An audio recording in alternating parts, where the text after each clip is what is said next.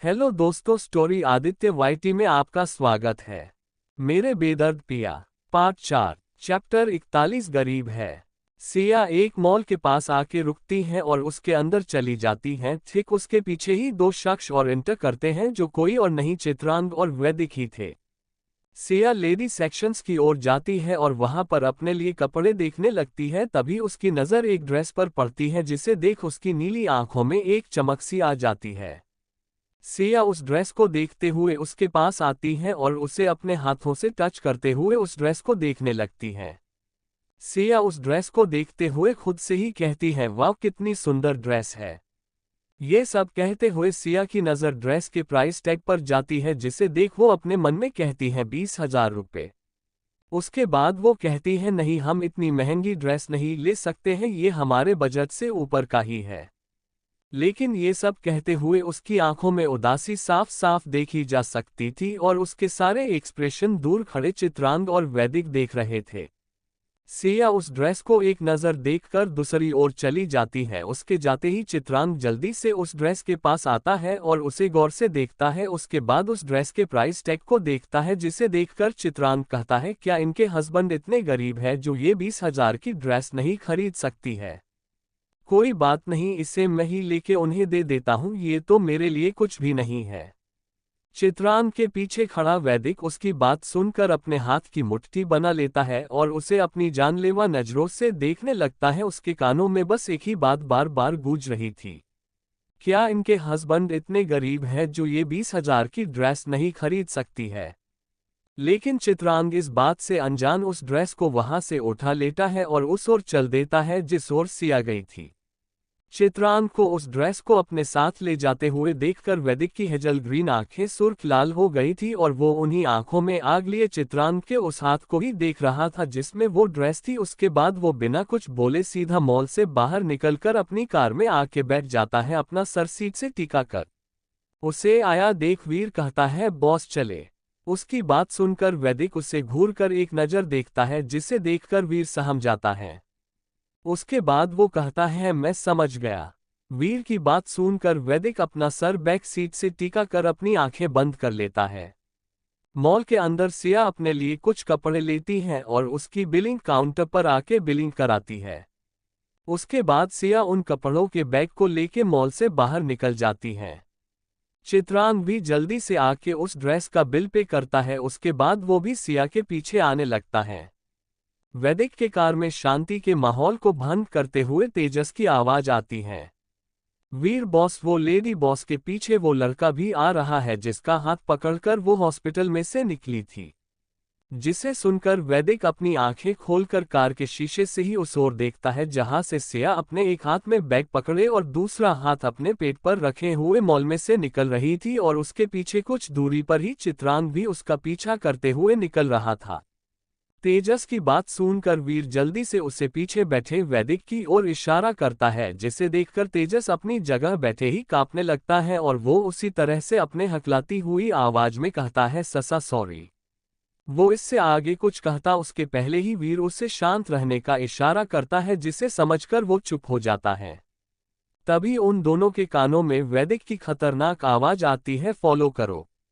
उसकी बात सुनकर तेजस कार स्टार्ट कर देता है। सिया के टैक्सी का पीछा करने लगता है। पैसेंजर सीट पर बैठा वीर एक नज़र पीछे घूम के वैदिक के फेस को देखता है जिसे देखकर समझ नहीं आ रहा था कि उसके अंदर क्या चल रहा था, क्योंकि उसके फेस एक्सप्रेशन हमेशा की तरह ही शक थे। कुछ देर बाद सिया की टैक्सी आके खुराना मैंशन के बाहर रुकती है जिसमें से सिया बाहर निकलती है और टैक्सी ड्राइवर को पैसे देती है। उसके बाद वो खुराना मैंशन के अंदर चली जाती है। उसके पीछे ही दो कार भी एक दूसरे से कुछ दूरी पर रुकती है। पहली कार के अंदर पैसेंजर सीट पर बैठा जॉनी बैक सीट पर बैठे चित्रांग को देखते हुए कहता है, बॉस लगता है बिग सिस्टर यहीं पर रहती है। उसकी बात सुनकर चित्रांग कहता है, अभी के लिए इतना काफी है, अब कार वापस ले लो, फिर अपने मन में अब जो होगा कल होगा। उसकी बात सुनकर ड्राइविंग सीट पर बैठा पीटर कार स्टार्ट कर पीछे की करते हुए वहां से चला जाता है। दूसरी कार में बैठा वैदिक जाती हुई कार को देखते हुए बस दो शब्द कहता है, ऑफिस चलो। उसकी बात सुन तेजस वही करता है और कार को ऑफिस की ओर घुमा देता है। चैप्टर 42 एक अनजान लड़की का वैदिक के केबिन में बिना बताए आना। खुराना एम्पायर के पार्किंग में एक कार आके रुकती है। उस कार में से वीर जल्दी से निकलकर बैक सीट का डोर ओपन करता है, जिसके बाद वैदिक बाहर आता है। वैदिक कार में से निकलकर वीर को अपनी सर्द नजरों से देखते हुए कहता है, उस लड़के के बारे में मुझे पूरी इन्फॉर्मेशन ला के दो, सिर्फ तुम्हारे पास आज तक का समय है, कल सुबह मुझे उसकी पूरी जानकारी मेरे टेबल पर मिलनी चाहिए। इतना कह वो पार्किंग एरिया में बने उस लिफ्ट की ओर चला जाता है जो सीधे उसके फ्लो पर ही खुलती थी, जिसके बारे में सिर्फ कुछ ही लोगों को पता था। वैदिक के जाने के बाद वीर तेजस को देखते हुए कहता, उस लड़के के बारे में पता करो, कौन है वो और क्या करता है वो। उसकी बात सुनकर तेजस कहता है, पर सर बॉस ने तो आपको पता करने के लिए कहा है ना।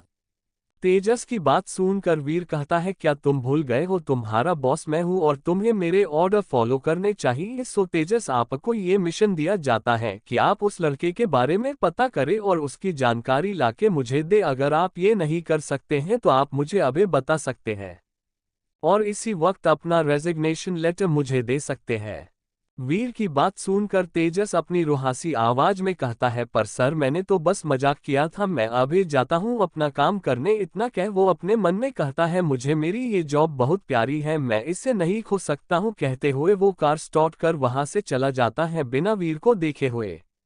वीर जाती हुई कार को एक नज़र देखते हुए कहता है, वीर को अगर कोई ऑर्डर दे सकता है तो सिर्फ उसके बॉस ही, बाकी कोई भी नहीं, और मेरा सिर्फ और सिर्फ एक ही काम है, खुराना मेंशन से जब भी वो बाहर निकले उनका पीछा करना और उनकी रक्षा करना है। उसके बाद ऊपर देखते हुए भगवान से कहता है, हे भगवान, वो कौन सी ऐसी साइड थी जब मैंने इस वैदिक खुराना से दोस्ती की। चलो दोस्ती की तो की, लेकिन वो मनहूस घड़ी कौन सी थी जब मैंने इसकी बात मान ली और इसके लिए काम करने को राजी हो गया था। इतना कह वो भी वहां से चला जाता है। वीर ऐसा इसलिए कह रहा था क्योंकि वीर एक अनाथ लड़का था और खुद के खाने पीने के लिए लोगों से मारपीट कर उन्हें डरा धमका कर पैसे लेता था। जब वो थोड़ा बड़ा हुआ तो उसने अपनी एक गैंग बना ली जिसमें सिर्फ वही लोग थे जिनका दुनिया में कोई नहीं था। और ऐसे ही उसकी मुलाकात वैदिक से हुई, जिसके बाद दोनों अक्सर मिलने लगे और उनकी दोस्ती हो गई। उसके बाद एक दिन वैदिक ने वीर से कहा, तुम लोगों को मारना पीटना छोड़ दो बिना वजह के और अपने लोगों को भी मना कर दो। उसकी बात सुनकर वीर उसे घूरते हुए कहता, मैं ऐसा नहीं करने वाला हूँ, मेरा यही काम ही है, बचपन से ऐसे ही अपना पेट भरता हूँ, अगर छोड़ दिया तो खाने को तरस जाएंगे।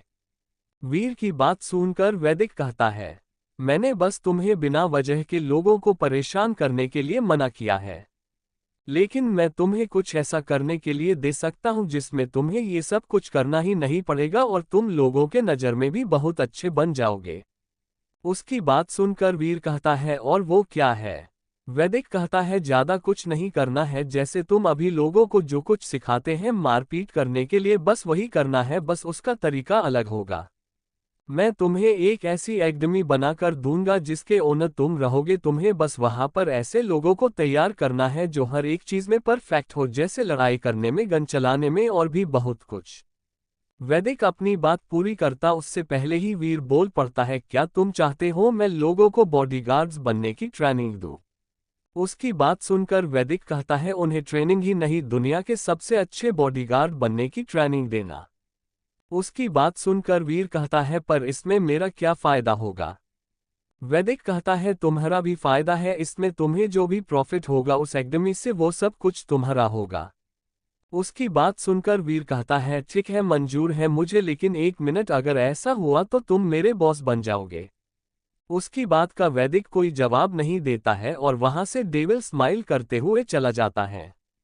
और इसी तरह से वैदिक वीर को एक एकेडमी बनावा के देता है जिसमें बॉडीगार्ड तैयार किए जाते थे और आज की डेट में वो सबसे अच्छे और खतरनाक थे। उन्हें बहुत से लोग हायर करना चाहते थे अपनी सेफ्टी के लिए, लेकिन ऐसा कर नहीं पाते थे क्योंकि वो सभी लोग सिर्फ और सिर्फ वैदिक के लिए ही काम करते थे।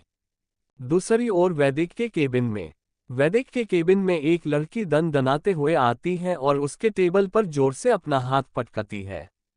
उसके पीछे ही वैदिक का असिस्टेंट भी भागते हुए आता है और वैदिक को देखते हुए कहता है, सर मैंने इन्हें बाहर रोकने की कोशिश की पर इन्होंने नहीं सुना और यहाँ आ गई। चैप्टर 43 सिया को तुमसे बहुत दूर लेके जाएगा। तुम तो सिया को अपनी पत्नी भी नहीं मानते हो। वैदिक अपने केबिन में बैठा हुआ ऑनलाइन मीटिंग कर रहा था, तभी एक झटके के साथ उसके केबिन का डोर ओपन कर एक लड़की दन-दनाते हुए उसके सामने आके उसके टेबल पर जोर से अपना हाथ पटकती है, उसका नाम चिल्लाते हुए वैदिक। उसके ऐसे करने और चिल्लाने से वैदिक अपने आंखों में आग लिए उस लड़की को देखता है जिसने उसे डिस्टर्ब करने की हिम्मत की थी।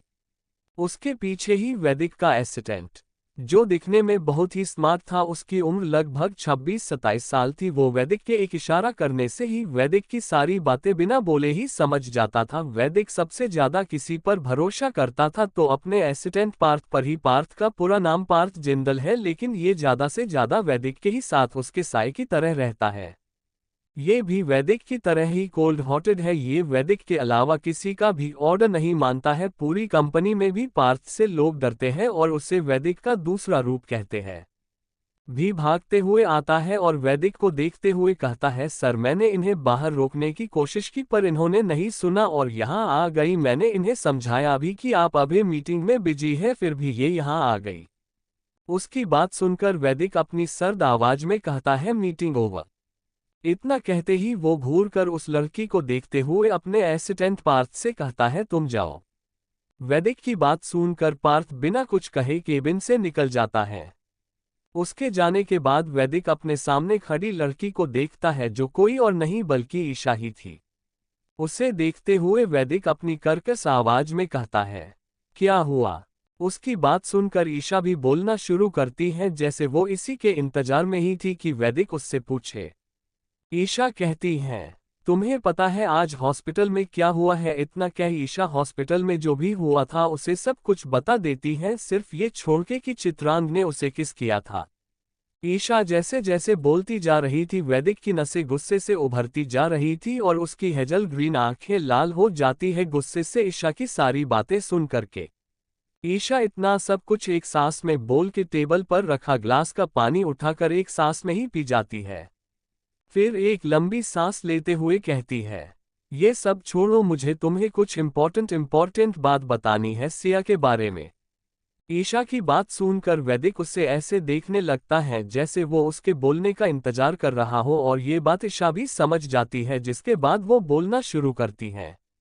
ईशा वैदिक को सिया की कंडीशन के बारे में बताती है। उसके बाद वो कुछ रिपोर्ट्स वैदिक को देते हुए कहती है, ये रही आज की सारी रिपोर्ट्स। कुछ कॉम्प्लिकेशंस हैं जिसका ध्यान रखना बहुत जरूरी है। उसका वेट भी कम होता जा रहा है, जो एक प्रेग्नेंट लेडी के लिए अच्छा नहीं होता है। उसका खाने पीने का ध्यान रखना होगा और सबसे इम्पोर्टेंट बात है कि उसे कोई भी टेंशन ना हो। मुझे ऐसा लगता है वो अंदर ही अंदर से डिप्रेशन का शिकार होती जा रही है, जो न उसके लिए और न ही आने वाले बच्चों के हेल्थ के लिए सही है। इतना कहने के बाद ईशा वैदिक को देखते हुए कहती है, आई होप तुम मेरी बात समझ रहे होगे मैं क्या कहना चाहती हूँ।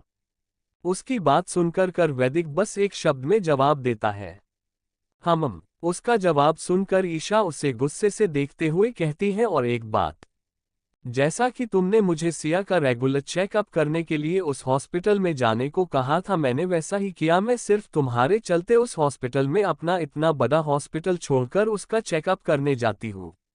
ईशा ऐसा इसलिए कह रही थी क्योंकि वो एक बहुत बड़ी और जानी मानी गायनेकोलॉजिस्ट डॉक्टर थी और उसका इंडिया में ही नहीं बल्कि इंडिया के बाहर भी बहुत नाम था और उसका खुद का भी एक हॉस्पिटल था। लेकिन आज जो कुछ भी हुआ है उसके बाद मैं कभी भी उस हॉस्पिटल में नहीं जाऊंगी। इतना कह ईशा अपने पर्स में से कुछ निकालकर वैदिक के टेबल पर रखते हुए उससे कुछ कहती है।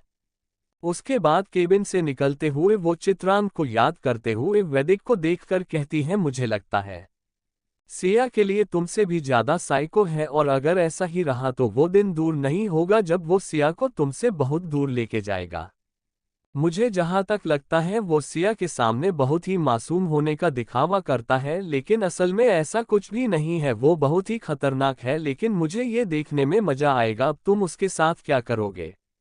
उसने सिया के मासूमियत का फायदा उठाकर उसे अपने बातों में फंसा लिया है, लेकिन तुम्हारा क्या होगा? तुम तो वो भी नहीं कर सकते हो, क्योंकि मुझे जहां तक याद है तुम तो सिया को अपनी पत्नी भी नहीं मानते हो। अब क्या होगा मिस्टर वैदिक खुराना? ईशा की बातें सुनकर वैदिक के हाथों की मुट्ठी कस जाती है। इतना कह ईशा एक झटके के साथ केबिन का डोर ओपन करती हैं और वैदिक के केबिन से निकलकर चली जाती हैं। चैप्टर 44 वैदिक का सिया को अपनी बाहों में भरकर सोना। उसके जाते ही वैदिक, जो इतने देर से बैठा ईशा की बातें सुन गुस्से से उबल रहा था, लेकिन जैसे ही ईशा ने उसे कहा कि वो सिया को तुमसे बहुत दूर लेके जाएगा, ये बात उससे बर्दाश्त नहीं होती है। उसके बाद वो अपने सामने रखे टेबल पर लैपटॉप को उठाकर जमीन पर फेंक देता है। ऐसे ही एक एक कर वो अपने केबिन में रखी सारी चीजों को तोड़ने लगता है। कुछ ही देर में वैदिक अपनी आलीशान केबिन को तहस नहस कर देता है। उसके चारों तरफ कांच के टुकड़े पड़े हुए थे, कुछ फाइलें पड़ी थी जिनकी हालत बहुत ही खराब थी, लेकिन उसके बाद भी उसका गुस्सा शांत नहीं होता है। पार्थ वैदिक को मीटिंग के लिए बुलाने आता है, लेकिन अंदर से आ रही तोड़फोड़ की आवाज सुनकर पार्थ केबिन का डोर एक झटके से ओपन करता है, क्योंकि एक यही ऐसा शख्स था जो बिना नॉक किए वैदिक के केबिन में आ सकता था, और किसी की इतनी हिम्मत नहीं होती थी कि कोई भी वैदिक के केबिन में बिना उसके परमिशन के अंदर जाए। एक बार एक एम्प्लॉय ने ऐसा किया था, जिसके बाद उसका आज तक पता नहीं चला कि वो कहाँ चला गया। उसे आसमान ने निगल लिया या जमीन खा गई। अंदर का नजारा देखकर वो कोई क्रिया नहीं करता है, जैसे ये उसके लिए देखना आम बात हो, और ऐसा था भी क्योंकि वैदिक अक्सर ही गुस्से से चीजों को तोड़ फोड़ देता था। पार्थ एक नज़र वैदिक को देखता है, उसके बाद वो वैदिक से कहता है, सर मीटिंग का टाइम हो गया है। उसकी बात सुनकर वैदिक बिना कुछ बोले मीटिंग रूम की ओर चल देता है। उसके जाने के बाद पार्थ अपना फोन निकालकर किसी को कॉल करता है और उससे पूरी केबिन अच्छे से साफ करने का ऑर्डर देके कॉल कट करते हुए वो भी मीटिंग रूम की ओर चल देता है। दूसरी ओर खुराना मैंशन। सिया हॉस्पिटल से जब तक घर आती है तब तक बहुत देर हो चुकी थी। उसे मेंशन में कोई नहीं दिखता है, तो वो एक मेड को, जो उसकी ही हम उम्र की लगभग थी, जो हाल से गुजर रही थी, उसे देखकर सिया बहुत ही रिस्पेक्ट के साथ बुलाती है। सुनिए। सिया की आवाज सुनकर वो मेड सिया के पास आती है और वो भी जवाब में बहुत ही रेस्पेक्ट के साथ कहती है, जी मैम। उसकी बात सुनकर सिया उसे देखते हुए कहती है, माँ नजर नहीं आ रही क्या, वो कहीं गई है? सिया की बात सुनकर वो मेड कहती है, यस मैम। वो सार्थक सर दिशा मैम को हॉस्पिटल लेके गए हैं और उन्होंने कहा है कि वो रात का डिनर उनके साथ बाहर ही करके आएंगे, और बड़ी मैडम बाहर गई है अपनी किसी दोस्त से मिलने, वो कल सुबह आएंगी, और उन्होंने ये भी बताया है कि बड़े सर भी ऑफिस से सीधे वहीं पर चले जाएंगे और वो भी कल उनके साथ सुबह में ही आएंगे। इतना कह वो मेड चुप हो जाती हैं।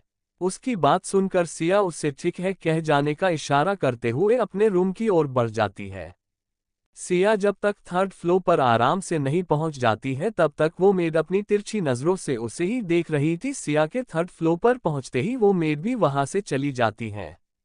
सिया रूम में आके अपने पर्स को और बैग्स को कबर्ड में रखती है। उसके बाद वो फ्रेश होने के लिए बाथरूम के अंदर चली जाती है। कुछ देर बाद सिया अपना हाथ मुंह धोकर वॉशरूम से बाहर निकलती है। उसके चेहरे पर इस समय साफ साफ थकान देखी जा सकती थी। उसके बाद वो एक नज़र पूरे रूम को देखती है, उसके बाद रूम में मौजूद सारी चीजों को एक नज़र देखती है, फिर अपने पेट को देखते हुए कहती है, क्या हमारी सच में आपकी नज़रों में कोई औकात नहीं है वैदिक जी? क्या हम सच में एक नौकर से भी गैर गुजरे हैं? कहते कहते उसकी नीली आंखों में हल्की सी नमी तैर जाती है, आज जो कुछ भी हुआ उससे याद करके। उसके बाद वो बेड के दूसरी साइड आके धीरे से बेड पर बैठ जाती है। तभी उसकी नज़र बालकनी की ओर जाती है, जहां पर कुछ चीजें थी जिसे देख वो कुछ सोचने लगती है। बालकनी के एक कोने में एक गद्दा लगा हुआ था, जहां पर वो रातों को सोया करती थी, और उसके साथ ही एक ब्लैंकेट और पिलो भी था, और उसके चारों ओर बहुत ही खूबसूरती से सजाया गया था, जो सिया ने अपने रहने के लिए बनाया था, क्योंकि शादी के बाद वैदिक ने उसे अपनी किसी भी चीज का यूज करने से उससे साफ मना किया था। इसलिए सिया ने बालकनी में ही अपनी छोटी सी दुनिया बना के रखा हुआ था। लेकिन सिया ने बालकनी में सारी चीजों को इस तरह से अरेंज करके रखा था कि वो किसी बेडरूम से कम नहीं लगता था। ऊपर से कांच की दीवारें उसे और भी आकर्षक बनाते थे। बालकनी के बीचों बीच में एक झूला लगा हुआ था और उसके दूसरी साइड चेयर और टेबल लगे हुए थे। बालकनी में खड़े होकर आराम से बाहर का नजारा साफ साफ देखा जा सकता था। लेकिन अब सब कुछ अलग हो गया था। अब वो वहां पर नहीं बल्कि वैदिक के साथ उसके ही बेड पर और उसके ही बाहों में सोया करती थी। क्योंकि जब शादी के 1 महीने बाद वैदिक के ऊपर अटैक हुआ था और उसमें वो बहुत ही घायल हुआ था, उसी समय में एक दिन वैदिक के सर में हल्का हल्का दर्द हो रहा था, जिसे देखकर सिया उसके सर पर अपने हाथों से मसाज करने लगती है, लेकिन वो अच्छे से कर नहीं पा रही थी, इसलिए कभी वो इधर होती कभी उधर होती। तभी वैदिक के मन में न जाने क्या आता है, वो सिया को अपने बेड पर खींच लेता है, जिससे सिया खुद को संभाल नहीं पाती है और उसके ऊपर ही गिर जाती है। सिया उसके ऊपर गिरते ही हड़बड़ा जाती है और वो जल्दी से उसके ऊपर से उठने लगती है, लेकिन वो उठकर बेड से खड़ी भी हो पाती उसके पहले ही वैदिक उठकर उसे पलट देता है और उसके सीने पे अपना सर रखकर उसका दोनों हाथ पकड़कर अपने सर पर रखकर उसे अपना सर दबाने का इशारा करता है। सिया वैदिक के डर की वजह से उसके सर को सहलाने लगती है अपने तेजी से धड़कते दिल के साथ। सिया के ऐसा करने से कुछ ही देर में वैदिक सुकून से सो जाता है, जैसे वो कितने ही सालों बाद इतने सुकून से सोया हो। उसे सोया हुआ देखकर सिया उसे खुद से दूर करने की कोशिश करती है, लेकिन वो उसे थोड़ा सा भी हिला नहीं पाती है, उल्टा वैदिक ही सिया को और भी कस के अपनी बाहों में जकड़कर सो जाता है, जिस वजह से न चाहते हुए भी सिया को वैसे ही लेटना पड़ता है और उसकी भी आंख लग जाती है कुछ ही देर में और वो भी उसी तरह से वैदिक की बाहों में सो जाती है।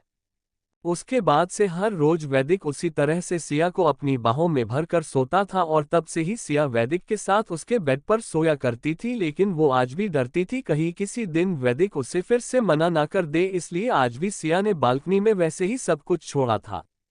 सिया अपने सोच को यहीं पर लगाम लगाते हुए बेड पर लेट जाती है। रात भर न सोने और थके होने की वजह से उसे कुछ ही पलों में नींद आ जाती है और वो उसी तरह से सो जाती है। चैप्टर 45 उसे मुझसे कोई दूर नहीं कर सकता है, 100 बार सोचे। शाम के 5:30 बजे, शाम के 5:30 सिया सोकर उठती है। इस समय सिया बहुत ही क्यूट लग रही थी, उसके बाल हल्के मेसी हो गए थे और कुछ बाल उसके चेहरे पर बिखरे हुए थे, जिन्हें वो अपने हाथों से अपने कान के पीछे करती है और अपने लंबे सिल्की बालों का जुड़ा बनाती है। उसके बाद वो बेड से उठकर फ्रेश होने के लिए बाथरूम की ओर बढ़ जाती है। कुछ देर बाद सिया फ्रेश होकर रूम में आती है और टाइम देखती है, उसके बाद वो रूम से निकलकर सीधे टेरिस पर जाती है कपड़े उतारने के लिए। कुछ देर में सिया टेरिस पर पहुंच अपने कपड़े उतारती है, क्योंकि हमेशा की तरह आज भी वैदिक के कपड़े वहां से गायब थे, बस सिया के ही कपड़े वहां पर फैले हुए थे। सिया अपने कपड़ों को लेकर रूम में आती है, उन्हें अच्छे से फोल्ड करके अपने कबर्ड में रखती है। उसके बाद वो रूम में से निकलने के लिए जैसे ही डोर ओपन करने जाती है, वैसे ही कोई बाहर से डोर ओपन कर देता है। सिया हड़बड़ाकर 2 कदम पीछे हो जाती है। तभी उसे रूम के अंदर आता हुआ वैदिक नजर आता है, जिसका ऑफिस से घर आने का टाइम हो गया था, जिसे देख वो एक साइड हट जाती है। वैदिक सिया को ऊपर से नीचे तक एक नजर देखता है, तभी उसके कानों में ईशा की बातें गुंजने लगती हैं, जिसे सुनकर के वो गुस्से से आगे बढ़कर अपना ओवरकोट उतार कर फर्श पर फेंक देता है। उसके बाद वो सीधे वॉशरूम के अंदर चला जाता है फ्रेश होने के लिए। उसे जाते हुए देखकर सिया क्लोजेट रूम में जाती है और उसके लिए कैजुअल कपड़े निकाल कर लाती है और उसे बेड पर एक साइड अच्छे से रखकर रूम में से निकल जाती है।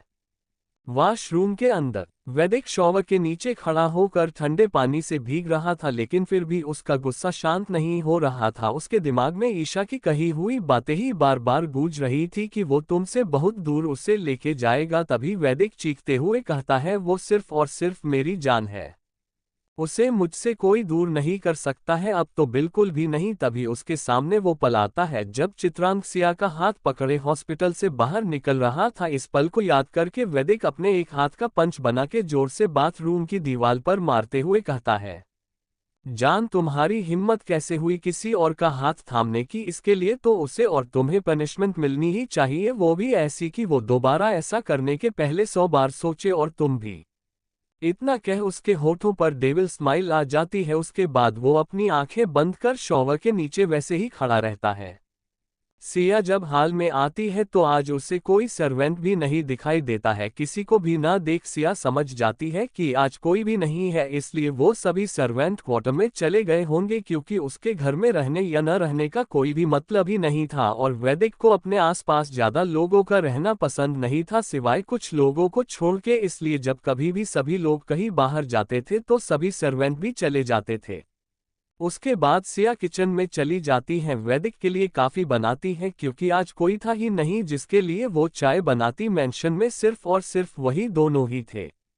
कुछ ही देर में सिया काफी बना लेती है और उसे कॉफी कप चाय की प्याली में पलटकर काफी कप चाय की प्याली को एक ट्रे में रखकर किचन से निकलकर अपने रूम में आ जाती है।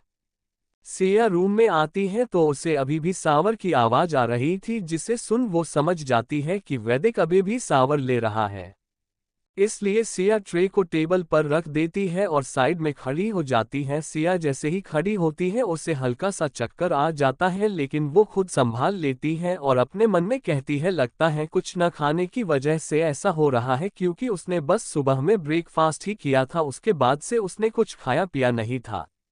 2 मिनट बाद सावर के चलने की आवाज आनी बंद हो जाती है। उसके कुछ देर बाद वैदिक हमेशा की तरह अपने भी सेब कमर पर एक टॉवल बांधे हुए और अपने एक हाथ में टॉवल लिए अपने बालों को सुखाते हुए बाथरूम से बाहर निकलता है। इस समय उसकी हेजल ग्रीन आंखें एकदम लाल नजर आ रही थी और उसके बालों में से पानी फिसलते हुए उसकी बॉडी से होते हुए टॉवल में कहीं गुम होता जा रहा था, जो उसे बहुत ही हॉट लुक दे रहा था, लेकिन इसके बावजूद भी सिया उसे नहीं देख रही थी।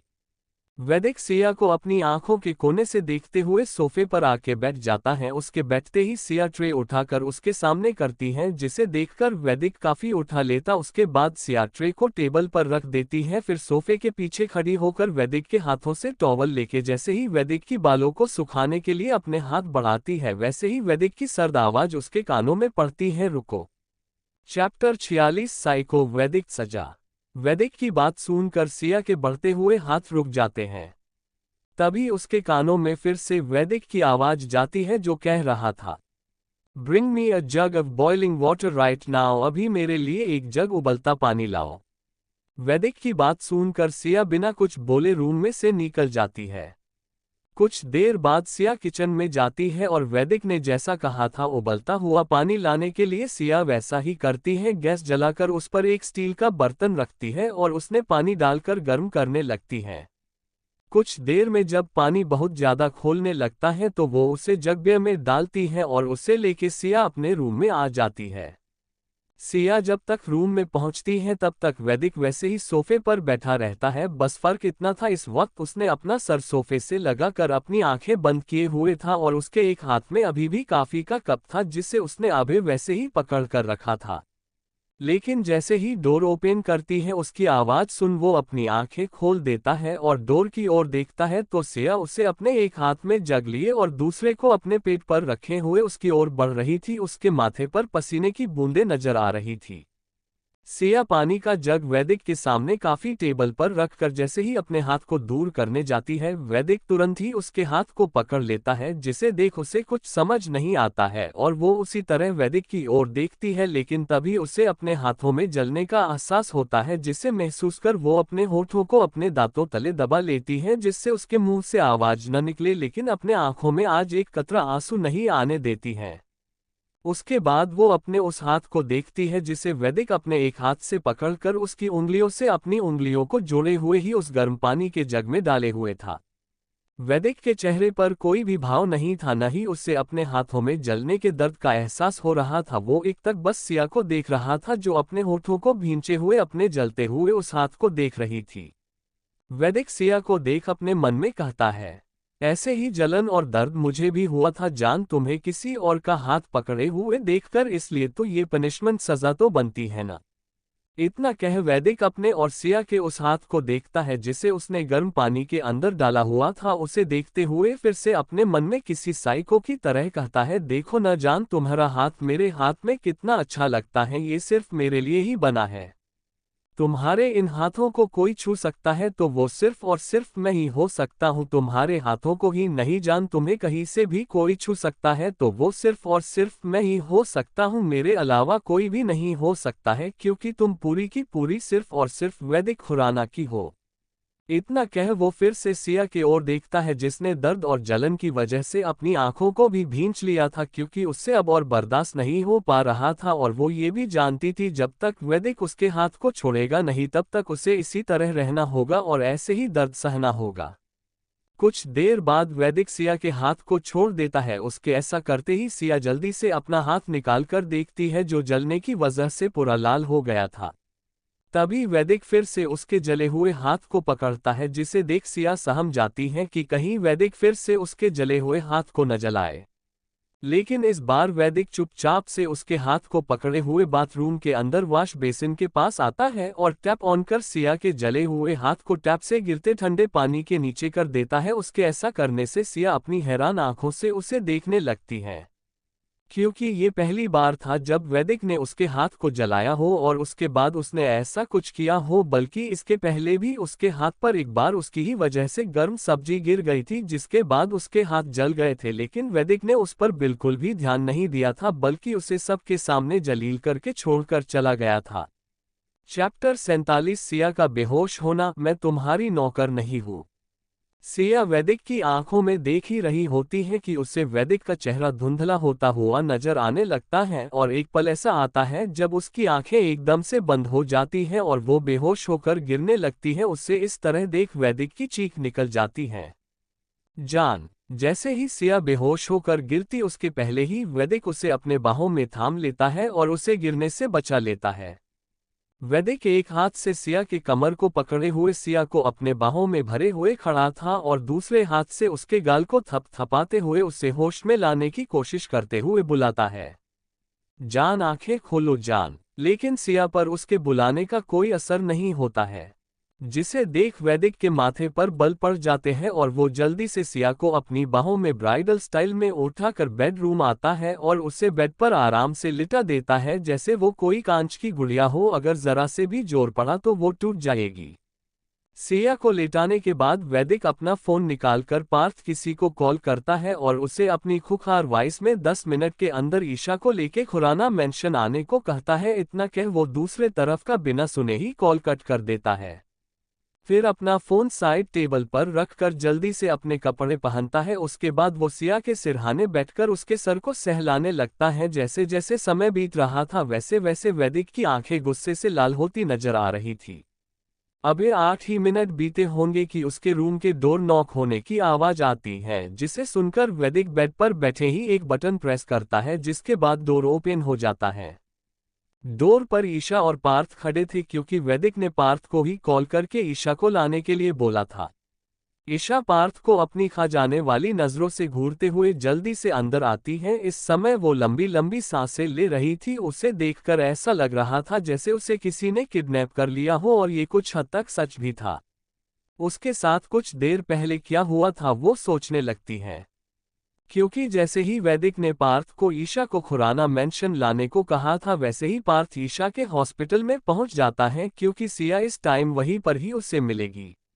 ईशा अपने हाथों में अपना मेडिकल किट लिए हॉस्पिटल में से निकलकर बाहर आ रही थी, क्योंकि उसके घर जाने का टाइम हो गया था। तभी उसे सामने से आता हुआ पार्थ दिखाई देता है, जिसे देखकर वो खुश हो जाती है और अपने मन में कहती है, आज सूरज किधर से निकला है जो मेरा छोटा भाई मुझे लेने के लिए आया है। ईशा अभी कह ही रही थी कि उसके पहले ही पार्थ उसके पास पहुंच जाता है और उससे कुछ कहे बिना ही उसे खींचते हुए अपनी कार के पास लेके आता है और पैसेंजर सीट पर बिठाकर खुद आके ड्राइविंग सीट पर बैठ जाता है और कार स्टार्ट कर देता है। ईशा उससे पूछती ही रह जाती है कि वो उसे कहाँ लेके जा रहा है, लेकिन वो कोई जवाब नहीं देता है। पार्थ 25 मिनट का रास्ता लगभग 5 मिनट में खत्म कर देता है। उसकी कार की स्पीड देखकर ईशा डर जाती है। ईशा को अपनी जगह खड़ा हुआ देखकर वैदिक अपनी डरा देने वाली आवाज में कहता है, जल्दी से चेक करके बताओ ये अचानक से बेहोश कैसे हो गई। वैदिक की बात सुनकर ईशा अपने ख्यालों से बाहर आती है और आके सिया को चेक करने लगती है। सिया को कुछ देर चेक करने के बाद ईशा वैदिक को घूरते हुए देखती है और कहती है, मैंने आज ही सिया से बोला था कि वो अपने खाने पीने पर ज्यादा ध्यान दे और जितना हो सके रेस्ट करे, कोई भी काम न करे। ईशा कह ही रही थी तभी वैदिक बीच में बोल पड़ता है, मैंने पूछा है कि बेहोश कैसे हो गई। उसकी बात सुनकर ईशा सिया को देखते हुए कहती है, बहुत देर से भूखे रहने और कमजोरी व थकान की वजह से बेहोश हो गई है। इतना कह वो फिर से वैदिक को देखती है जो उसे घूरकर देख रहा था। ईशा उससे इग्नोर करते हुए फिर से कहती है, इसे अभी खाना खिलाकर इसकी दवा खिला दो, सुबह तक ठीक हो जाएगी। ईशा की बात सुनकर वैदिक उसे घूर कर देखते हुए कहता है, अब से तुम्हें कहीं भी जाने की जरूरत नहीं है, तुम यहीं रहोगी। उसकी बात सुनकर ईशा उसे घूरते हुए कहती है, मैं तुम्हारी नौकर नहीं हूँ जो तुम्हारी बात सुनूं या मानूं, मैं जा रही हूँ अपने घर। इतना कह ईशा अपना पैर पटकते हुए रूम में निकल जाती है। चैप्टर 48 हर्टलेस इंसान बड़े आए सर के चमचे। ईशा की बात सुन और उसे जाता हुआ देखकर वैदिक डेविल स्माइल करते हुए अपना फोन उठाकर पार्थ को मैसेज करता है। उसके बाद अपना फोन रखकर सिया के चेहरे को निहारने लगता है। ईशा जैसे ही रूम से निकलकर बाहर आती है, उसे दरवाजे के पास ही खड़ा पार्थ मिल जाता है जो अपने फोन में वैदिक का आया हुआ मैसेज देख रहा था। उसे देख ईशा गुस्से से उसे घूरते हुए कहती है, तुम्हें तमीज नहीं है अपनी बड़ी बहन से कैसे पेश आना चाहिए, या फिर तुम मुझे बता देते तुम कहाँ लेके आ रहे हो तो मैं तुम्हें खा जाती। इस तरह से लाने की क्या जरूरत थी, मैं कितना डर गई थी। ईशा की बात सुनकर पार्थ उसे घूरते हुए देखकर कहता है, हो गया या और कुछ भी। उसकी बात सुनकर ईशा अपने हाथों का पंच बना करके पार्थ के सीने पर मारते हुए कहती है, तुम भी बिल्कुल वैदिक की ही तरह हो गए हो हर्टलेस इंसान, तुम्हें भी अपनी बहन से फर्क नहीं पड़ता है। इतना कह ईशा पार्थ को देखती है जो अपनी जगह पर वैसे ही खड़ा था। उसे देखकर बिल्कुल भी नहीं लग रहा था कि वो ईशा की बातों को सुन रहा हो या उसके पंच मारने से कोई फर्क पड़ता हो। उसे इस तरह से देखकर ईशा के आंखों में नमी तैर जाती है जिसे वो छिपा लेती है। ईशा उसे धक्का देते हुए कहती है, मुझे घर छोड़ दो और आई एम सॉरी, मैंने तुम्हें जो कुछ भी कहा उसे भूल जाओ, क्योंकि गलती मेरी ही है, मैं ही भूल जाती हूँ, मैं तुम्हारी बहन थोड़ी ना हूँ। ईशा की बात सुन पार्थ की मुट्ठी कस जाती है, लेकिन उसके फेस एक्सप्रेशन वैसे ही रहते हैं और वो उसी तरह से कहता है, तुम घर नहीं जा सकती हो, सर का ऑर्डर है, आज से तुम यहीं रहोगी, अब जल्दी से जाओगे इस रूम में। पार्थ की बात सुनकर ईशा कहती है, मैं नहीं रुकूंगी, मुझे घर जाना है बस। इतना कह वो जैसे ही जाने को कदम बढ़ाती है वैसे ही उसके कानों में पार्थ की आवाज जाती है जो कह रहा था, मैं घर नहीं जाऊंगा, अब से मैं यहीं पर शिफ्ट हो रहा हूं, तुम अपना सोच लो। इतना कह वैदिक सेकंड फ्लोर पर एक रूम की ओर इशारा करते हुए कहता है, अब तुम्हारी मर्जी, तुम वहां जाना चाहती हो या फिर घर। इतना कह वो वहां से लिफ्ट की ओर चल देता है। ईशा उसे गुस्से और आंखों में नमी लिए देखकर कहती है, तुम ऐसा नहीं कर सकते हो, तुम्हें मेरी बात सुननी पड़ेगी क्योंकि मैं तुम्हारी 3 मिनट बड़ी बहन हूं। पार्थ ईशा की बात सुनता उससे पहले ही लिफ्ट बंद हो जाती है और वो ग्राउंड फ्लोर का बटन प्रेस करता है। ईशा बंद हुई लिफ्ट को देखकर दूसरी ओर से सीढ़ियों से उतरते हुए कहती हैं, तुम मुझे धमकी दोगे कि तुम यहीं रहोगे तो क्या मैं तुम्हारी बात मानकर रुक जाऊंगी? तो बिल्कुल सही है, मैं अकेले उस भूतिया घर में नहीं रह सकती हूँ, इसलिए तुमने मुझे ऐसी बात कही है, लेकिन अब तुम भी देखो मैं क्या करती हूँ तुम्हारे और तुम्हारे उस बॉस के साथ। बड़े आए सर के चमचे। ईशा ये सब कहते कहते उस रूम के पास आती है और ओपन कर अंदर चली जाती है। ईशा जैसे ही अंदर जाती है तो पाती है सब कुछ आज भी बिल्कुल वैसा ही था जैसे वो उस रूम को सालों पहले छोड़कर गई थी। उस रूम में चीजें भी उसकी ही पसंद की थी, बिस्तर भी एकदम क्लीन था।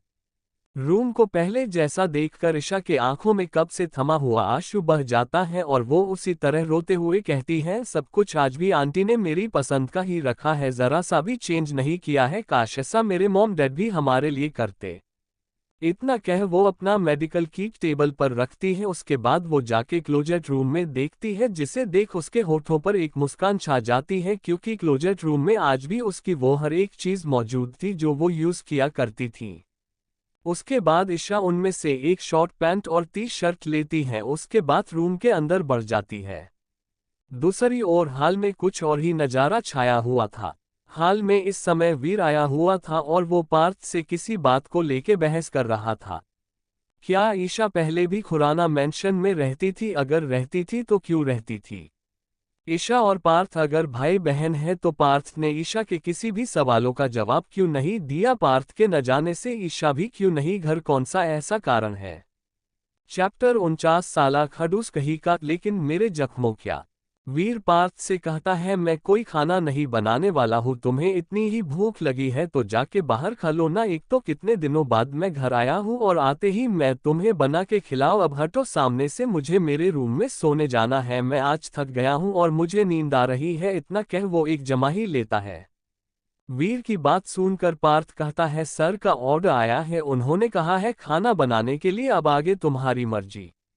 पार्थ की बात सुनकर वीर कहता है आज दिन कौन सा है, जिसके जवाब में पार्थ कहता है फ्राइडे। उसकी बात सुनकर वीर कहता है आज तो डिनर में नॉनवेज भी नहीं बना होगा, जो वो बिना खाए ही सो गई हो और बॉस को उन्हें हमेशा की तरह आज भी उन्हें नींद में खिला पड़े जो बॉस ने खाना बनाने का काम दिया है। वीर ऐसा इसलिए कहता है क्योंकि संडे के दिन डिनर में अक्सर नॉनवेज ही बना करता था सबके लिए, इसलिए सिया उस दिन बिना खाए ही सो जाती थी। ये बात किसी को पता नहीं थी। सुमन जी से भी सिया झूठ कह देती थी कि उसने अपने लिए कुछ अलग से बनाया है, लेकिन वैदिक की डर से वो कुछ भी अपने लिए नहीं बनाती थी और वैसे ही लास्ट में सो जाती थी। वैदिक वीर से कहकर सबके चोरी खाना बनवाता था। सिया के सो जाने के बाद उसे नींद में ही खिला देता था और सिया भी खा लेती थी, जिसकी भनक भी उसे नहीं लगती थी क्योंकि वीर भी खुराना मेंशन में ही रहता था। वो इस समय एक डील के लिए बाहर गया था, लेकिन वैदिक ने कल रात ही उससे आने के लिए कहा था और सिया के पीछे उसकी सेफ्टी के लिए जाने को कहा था। उसकी बात सुनकर पार्थ जवाब में कहता है लेडी बॉस की तबीयत खराब हो गई, इसलिए सर ने खाना बनाने के लिए कहा है और आज घर पर भी कोई नहीं। मैं भी यहीं पर हूँ और ईशा भी यही है, इसलिए सबके लिए खाना बनाना है। कहते हुए पार्थ किचन की ओर जाने लगता है। उसे किचन में जाते हुए देखकर वीर अपने मन में कहता है इसने अभी क्या कहा, ईशा यहाँ आई हुई है लेकिन वो तो यहाँ से चली गई थी और वो यहाँ पर नहीं रहने वाली थी, फिर कैसे ये हुआ, कहीं इस पार्थ के बच्चे ने मेरी मासूम सी जान को डराया तो नहीं है न। उसके बाद पार्थ को कोसते हुए कहता है साला खड़ूस कहीं का, पक्का कुछ न कुछ अत्याचार किया ही होगा अपनी मासूम सी बहन पर। और ऐसे ही कोसते हुए वो भी किचन की ओर चला जाता है। दूसरी तरफ वैदिक के रूम। वैदिक सिया के चेहरे किसी साइको की तरह देख रहा था और अपने अंगूठे से उसके गालों और होठों के कोने को सहला रहा था। तभी उसकी नज़र सिया के जले हुए राइट हैंड पर जाती है जो जलने के वजह से और उनमें हल्के हल्के छाले उभर आए थे। उसके बाद वैदिक अपने हाथ से सिया के जले हुए हाथ को छूता है। उसके छूते ही सिया के चेहरे पर बेहोशी की हालत में भी दर्द उभर आता है, जिसे देख वैदिक सिया के उस हाथ को अपने दूसरे हाथ पर बहुत ही धीरे से रखते हुए कहता है जान तुम तो हद से भी ज्यादा नाजुक हो, तुम तो इतनी सी भी जलन बर्दाश्त नहीं कर पाए और देखो क्या हो गया तुम्हारे हाथों का, फिर सोचो मेरी जलन कितनी ज्यादा होगी और मैंने कैसे उसे बर्दाश्त किया होगा। तुम्हें पता है जान, जब मैंने इन हाथों को किसी पराये मर्द के हाथों को पकड़े हुए देखा ना, तो इससे भी ज्यादा दर्द और जलन मुझे यहाँ अपने दिल के पास वाली जगह को छूते हुए हो रही थी। उसके बाद वैदिक अपनी जगह से उठता है, ड्रावर खोल के उसमें से एक मेडिकल बॉक्स निकालता है। उसके बाद उसे खोलकर उसमें से दवा निकालकर अपने हाथों में लेता, फिर उस दवा को सिया के जले हुए हाथ पर बहुत ही आराम से लगाता है। वैदिक सिया के जले हुए हाथ में उस दवा को अप्लाई करके उसे रख देता है। उसके बाद वो अपने हाथ को जाके वॉश करता है, फिर सिया के पास आके बेड पर उसके पास बैठते हुए उसके फेस को देखते हुए अपने अंगूठे से उसके गालों को सहलाते हुए किसी साइको की तरह फिर से कहता है जान देखो, मैंने तो तुम्हारे जख्मों पर मलहम भी लगा दिया, कल तो ये पूरी तरह से भर जाएंगे, लेकिन मेरे जख्मों क्या जो तुमने मुझे दिए हैं वो कैसे भरेंगे जान, इन पर तुम कैसे मरहम लगाओगी। चैप्टर 50 वैदिक का सिया को किस करना, अब जो होगा वो सामने से होगा। उसके बाद वो डेविल स्माइल करते हुए कहता है जान वो भी भरेगे, बस एक बार मुझे उस लड़के के बारे में पता तो चलने दो। इतना कह वो अपने अंगूठे से उसके फेस को सहलाते हुए सिया के होठों को देखता है जो सूख चुके थे। उन्हें देख उसे अपने बॉडी में कुछ होता हुआ महसूस होता है और उसकी धड़कनें भी बढ़ने लगती हैं, जिसे महसूस कर वैदिक अपने चेहरे को सिया के चेहरे के पास झुकाता है, जिससे सिया की गर्म सांसें वैदिक की सांसों में समाने लगती हैं और उनके होठों के बीच सिर्फ 1 इंच की दूरी थी, जिसे वैदिक अपने होठों को सिया के सॉफ्ट होठों से मिलाकर वो दूरी भी खत्म कर देता है और वो सिया के होठों पर हल्का हल्का किस करने लगता है। कुछ देर ऐसे ही किस करने के बाद वैदिक सिया से दूर होता है और उसके खूबसूरत से चेहरे को देखते हुए कहता है तुम्हें पता जान, इस खूबसूरत से चेहरे के ऊपर हमेशा मेरी नज़र रहती है, तुम क्या करती हो क्या नहीं करती हो एक एक पल की भी खबर मुझे रहती है। मैं तुमसे दूर रहता हूँ ऐसा तुम्हें लगता है और बाकी सबको भी, लेकिन ऐसा नहीं है जान, तुम तो हमेशा ही मेरे पास और मेरे साथ रहती हो। मैंने तुम्हारे लिए ही तो इस पूरे घर में हिडन कैमरे लगाए हैं, जिस वजह से मैं तुम्हें हमेशा देख सकूं। और तुम्हें पता है जान, मैं जब भी मेंशन में रहता हूं तो हमेशा तुम्हारे पास ही रहता हूं, लेकिन तुम मुझे कभी देख ही नहीं पाए। वैदिक आज सिया को सब कुछ बता रहा था, लेकिन इसके बावजूद भी सिया उसकी बातें नहीं सुन सकती थी। वैदिक कैसे उस पर हमेशा नजर रखता था और सिया के ऊपर जो एक जोड़ी नजरें देखा करती थी या उस पर हमेशा नजर रखा करती थी, वो किसी और की नहीं बल्कि वैदिक की ही थी। वैदिक ही उस दिन भी था जब सिया सीढ़ियों के पास बैठे अपने अतीत को याद करते हुए पूरी रात जाग कर बिता देती है और उसे वैदिक ही ऊपर फ्लो से देख रहा था। लेकिन सिया जैसे ही रूम में जाती है उसके पहले ही वैदिक रूम में जाके सोने की एक्टिंग करता है, जिसे देख सिया को लगे वो सो रहा है और सिया ने इसे सच मान भी लिया था। वैदिक अपने हाथ को सिया के फेस से होते हुए उसके गर्दन, उसके बाद उसके नीचे सहलाते हुए उसके निकले हुए पेट तक लाता है। उसके बाद सिया के पेट को हल्के हल्के सहलाते हुए कहता है, जान देखो, तुम्हारी वजह से आज मेरे बच्चों ने भी कुछ नहीं खाया होगा, वो भी तो भूखे होंगे न। लेकिन कोई बात नहीं, उनके डैड के होते हुए वो न पहले कभी भूखे रहे हैं और न वो आज और न ही कभी फ्यूचर में भूखे होंगे। इतना कह वो झुककर सिया के पेट पर किस कर लेता है। किस करने के बाद वैदिक सिया को देखकर कहता है, अब बहुत हुआ जान ये लुक्का छुपी का खेल, अब जो होगा वो सामने से होगा। इतना कह वो एक बार झुककर सिया के माथे पर किस करता है, उसके बाद वो उसके दोनों गालों पर, फिर उसके दोनों आंखों पर, फिर नाक पर, उसके बाद वो सिया के होठों पर। जैसे ही किस करने को होता है वैसे ही डोर खटखटाने की आवाज आती है, जिसे सुनकर उसकी हेजल ग्रीन आंखें सर्द हो जाती है और वो अपने होठों को भींचते हुए कहता है, किसकी मौत आई है जिसने मुझे मेरी जान को किस करने से डिस्टर्ब किया। कहते हुए वो बेड से उठता है और गुस्से से डोर ओपन करता है। डोर ओपन होते ही उसे अपने सामने हाथों में खाने की ट्रे पकड़े पार्थ नजर आता है, जिसे देख वैदिक खुद को शांत करता है। वैदिक को अपने सामने देखकर पार्थ खाने की ट्रे वैदिक की ओर बढ़ाते हुए कहता है, सर डिनर। उसकी बात सुनकर वैदिक उसके हाथों से खाने की ट्रे लेके उसके मुंह पर दरवाजा बंद कर देता है। उसे इस तरह देखकर पार्थ अपने मन में कहता है, सर का फेस एक्सप्रेशन देख मुझे ऐसा लगता है जैसे सर को मैंने डिस्टर्ब कर दिया हो, वो कोई बहुत जरूरी काम कर रहे थे। कहते हुए वो वहां से निकल जाता है। उसके बाद वो किचन से एक और खाने की ट्रे उठाते हुए वीर से कहता है, अब तुम जा सकते हो सोने, आगे का मैं देख लूंगा। उसकी बात सुनकर वीर गुस्से से उबलते हुए कहता है, क्या देख लोगे तुम, हाँ बोलो, और बोल तो ऐसे रहे हो जैसे तुमने ही खाना बनाया है, मैंने नहीं। तुम्हें एक बात बता दूं मिस्टर पार्थ जिंदल, तुम्हारी जानकारी के लिए, तुमने नहीं मैंने ही हमेशा की तरह आज भी खाना बनाया है। तुम्हें तो सिर्फ अपने बॉस की एक ब्लैक कॉफी बनाने के सिवा कुछ भी नहीं आता है। अब जाओ, जाके मेरी नन्ही सी जान को खाना देके आओ, बेचारी को किसी आलू की बोरी की तरह उठा लाए हो, मैं ये सब कुछ साफ कर दूंगा। वीर की बात सुनकर पार्थ कहता है, जैसा तुम्हें ठीक लगे। कहते हुए वो ईशा के कमरे की ओर बढ़ जाता है खाना लेके। उसे जाते हुए देखकर वीर उसकी पीठ को घूरते हुए कहता है, ये तो सच में जा रहा है, इसने एक बार फिर से क्यों नहीं कहा कि मैं देख लूंगा, तुम जाओ। काम चोर कहीं का। कहते हुए वीर किचन की सफाई करने लगता है। पार्थ खाने की ट्रे लेके ईशा के रूम में जाता है तो देखता है डोर ओपन है। पार्थ खुला हुआ डोर देखकर कमरे के अंदर आता है। उसे कमरे के अंदर ईशा बेड के सिरहाने से टिक कर बैठी हुई नजर आती है, जो अपने हाथों में एक बुक पकड़े हुए थी और वो उसे रीड करने में इतना खोई हुई थी कि उसे पार्थ के आने का पता भी नहीं चलता है। उसे बुक में खोया हुआ देखकर पार्थ उसे बुलाता है, ईशा। उसकी आवाज सुनकर ईशा, जो बुक रीड करने में खोई हुई थी, वो बुक हटाकर सामने देखती है। उसके बाद वो पार्थ को देखते हुए कहती है, तुम कब आए मेरे छोटे भाई। Thank you. आपको नोवेल कैसा लगा कमेंट करें।